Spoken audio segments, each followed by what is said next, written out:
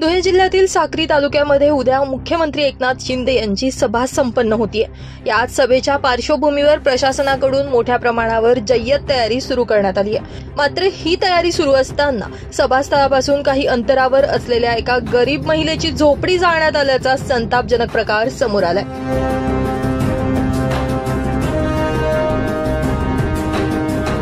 ही महिला आदिवासी समाजाची असल्याचं बोललं जात असून संपूर्ण जगामध्ये जागतिक आदिवासी दिवस मोठ्या उत्साहात साजरा केला गेला असताना धुळ्यातील साक्री तालुक्यामध्ये घडलेल्या या प्रकारामुळे संताप व्यक्त केला जातोय। ब्युरो रिपोर्ट, माझा महाराष्ट्र न्यूज, साक्री।